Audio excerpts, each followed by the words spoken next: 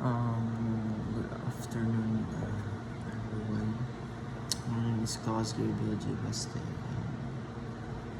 Good afternoon to you, sir.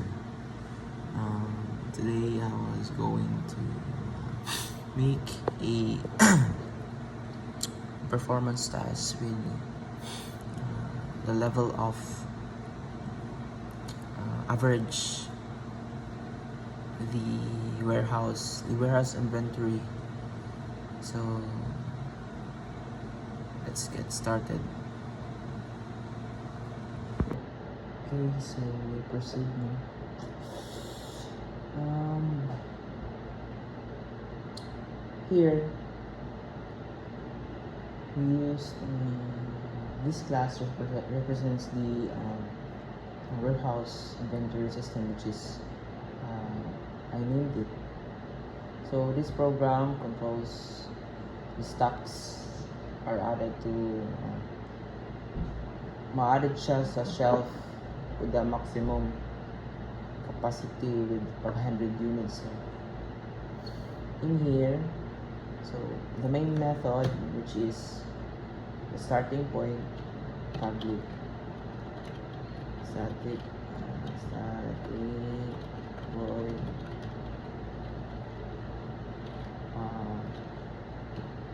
string marks. So this is the starting point when yung program natin is mag-run siya, and the Java and executes all the Javas written inside this method. So this is the starting point of how we make this. And then we add this, and then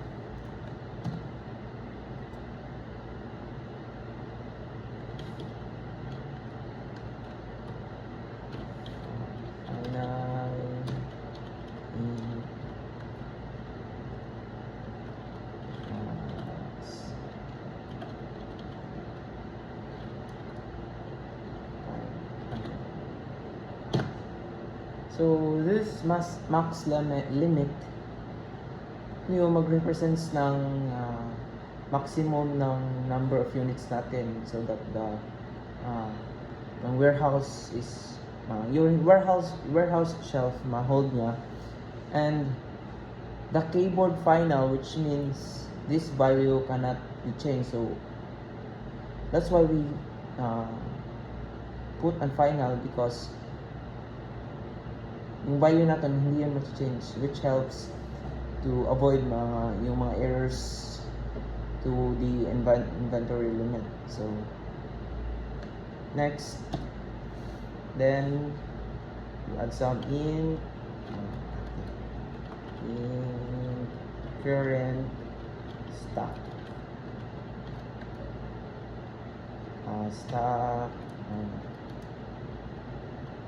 which is 0. So sa current stocks naman, dito mas-stores natin yung current number of units sa warehouse shelf. So the program starts with 0 stock. So we only starts with 0 stock. So, ganyan lang siya. And then we put something.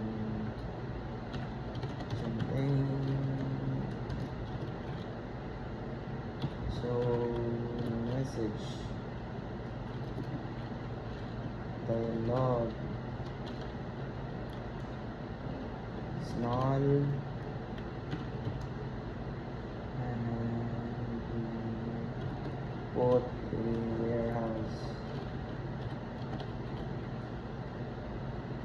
inventory system ads and maximum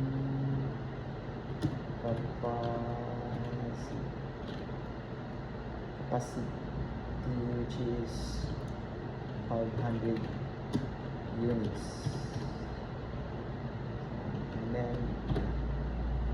siya. So, when yung program natin is ma-run na, so this message as obviously works at it obviously appears. So to inform the manager. So this message will appears first to inform the manager that yung mga inventory system natin is start nyan siya, and to remind na stock lang ang capacity natin. So okay, and then we add some while current, i-add natin yung current stock natin, which is yung current stock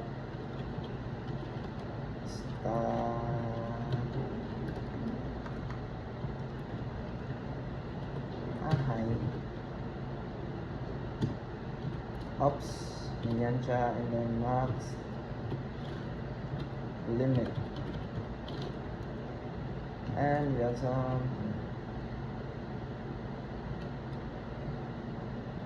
and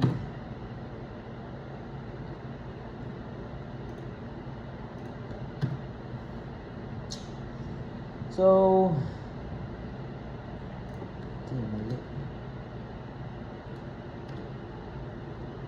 in this area we add some stock using while loop. So this while loop, ma-allow natin siya sa program natin to keep running and repeatedly, obviously. So the loop, makukontinue lang siyang yung loop as long as yung shelf natin is not yet full. So ganyan siya. So proceed na tayo sa yung strong input niya. So wait lang. So in this area,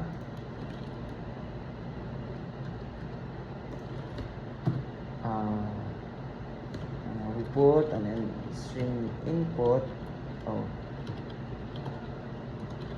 J option show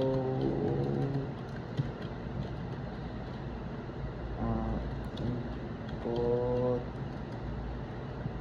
dialog, and then yan,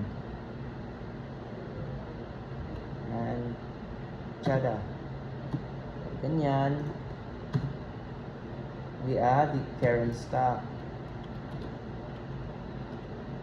and siya, and current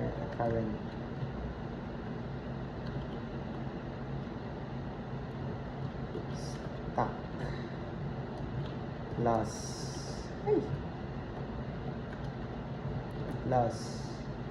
yung units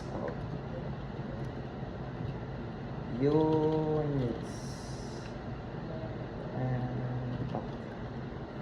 with that we also enters yung units ng ads.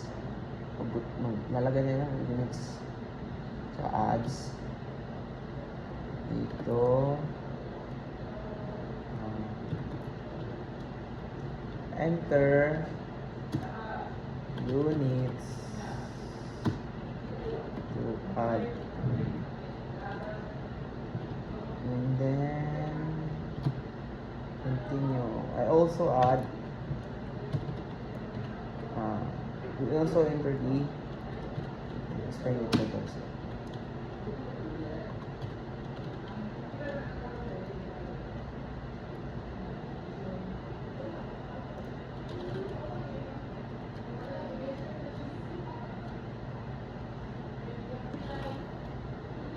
Stop.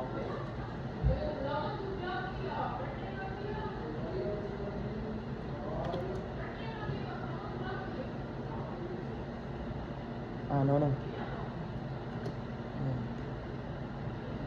Dito pala yan. Ganyan siya. For all, stop. Just like that. Oh. Oh no. Okay. Okay, what's the error mean?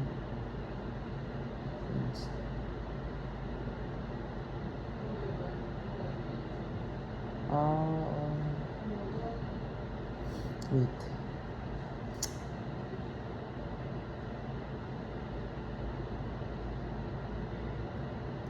Ay, kalimutan ko yung class.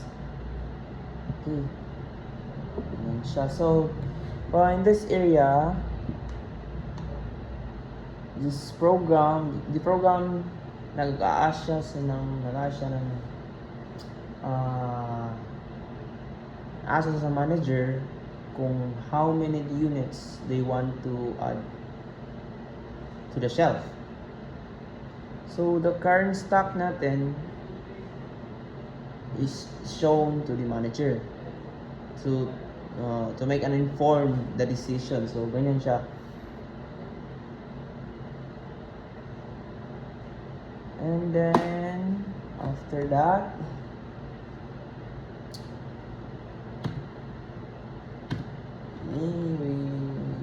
add na naman. Add units. Integer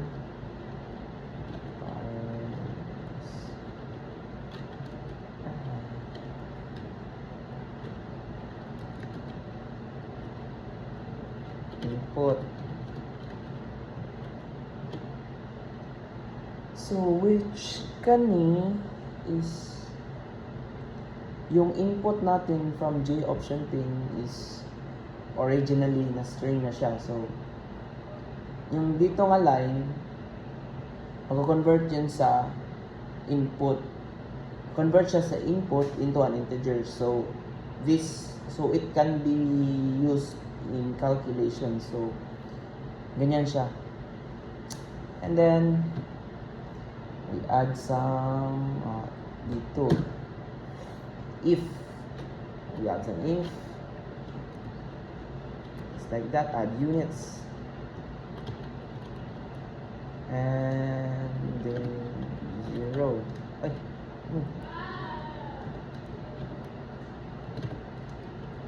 0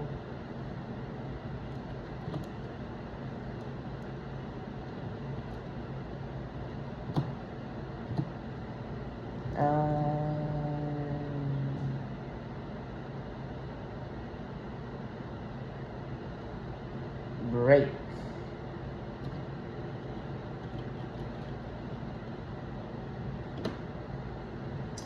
So if we use if to stop the program. So entering 0 is entering, so mag-enter tayo ng 0, which means the manager, yung manager natin pinipili niyang to stop the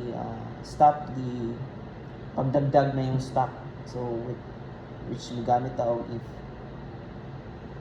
And then the break system, the break statements which exits the loop. And after that we use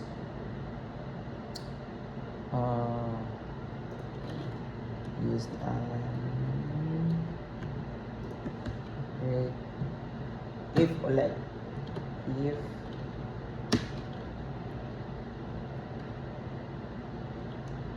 current stock plus units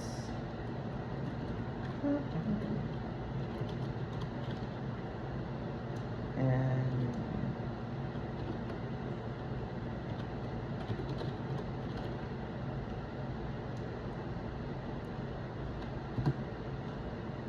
okay.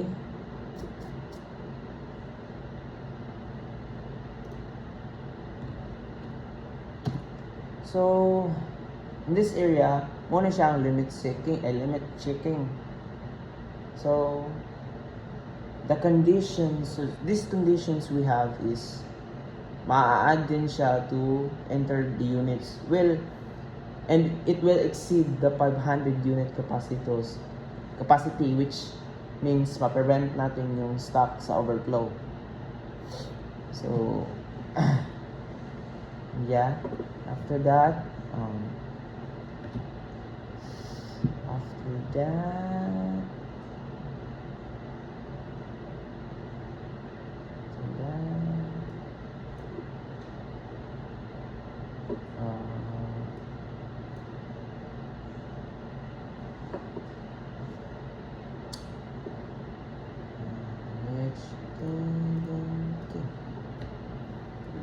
use the option pane.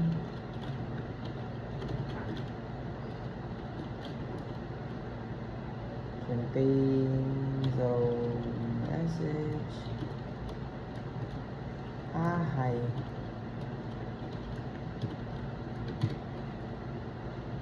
Dialogue.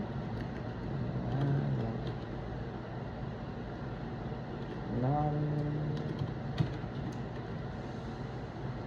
And we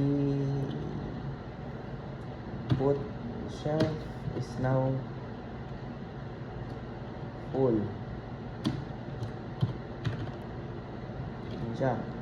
And then total stock and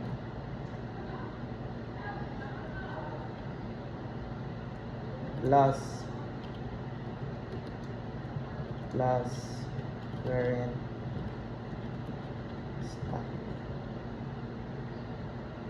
stock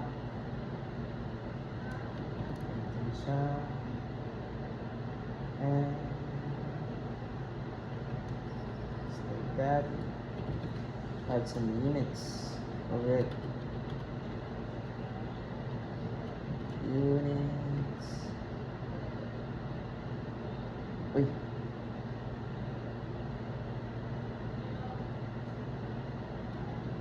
No, mali.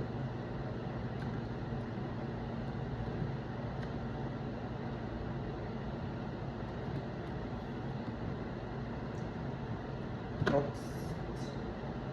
So is that again? So this message, ma-confirm natin yung shelf has reached its maximum capacity. So we use this so message dialog, which we fully confirms that the shelf na-reach niya yung maximum capacity niya. So, and if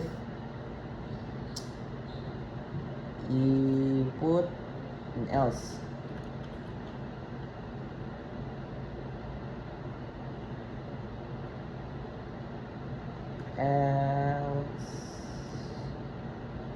oops,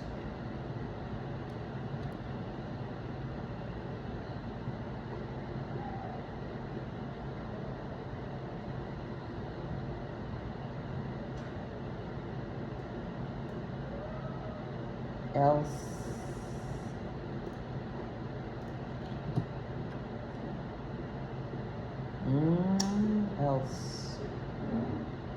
so else this row end of the core program, which is manually stop. So yung block natin dito, mararun siya if yung manager stops the inventory process before pa niya ma-reach yung 500 units. So why that's we use an else. What's the problem with this? Okay, wait.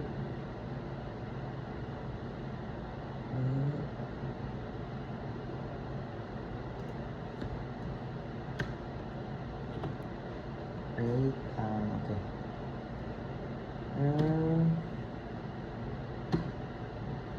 J option pane. So show and null, and again null, simply as that.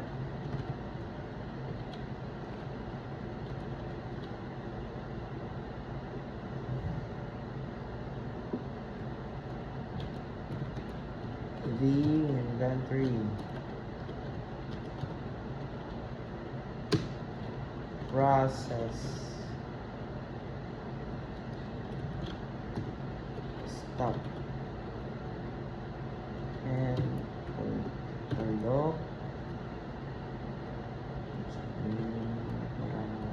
distance niya, stock of it,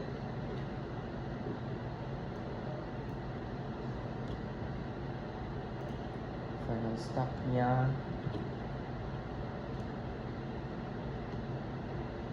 and current stock, we should add it.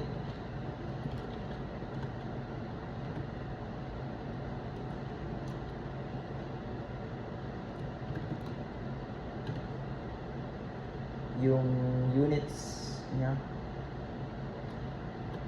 as usual. Tada. Okay.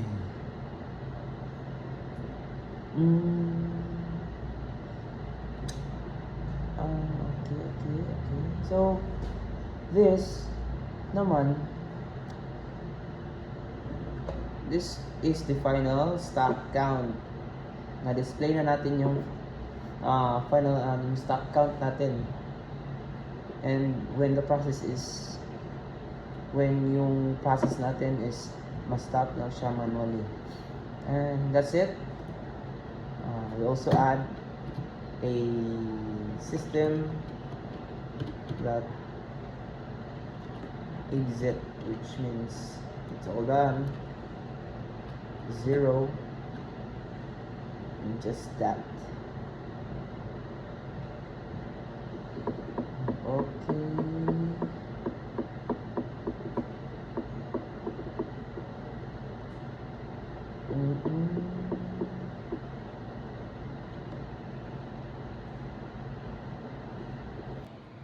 Okay, so proceed into run the program.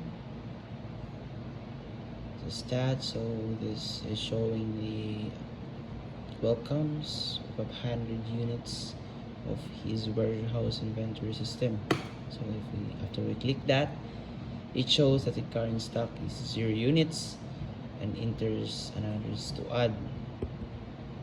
And if we add some, for example 500, okay, and it says that the stock is added successfully, and that exactly as 500 units. And if after we okay, and it shows the shelf is now full, which means I enter directly at 500 units. And if I entered a for example 300, and it adds 300, and we add some 200, okay, and 500 units, and then now the shelf is now full, and we run again, okay, and if we entered 600, which means the adding 600 units will exceed the 500 limit, and it's stock not added, so nalapas siya, so nalagpasan niya yung 500 units, okay, and 0 to stop.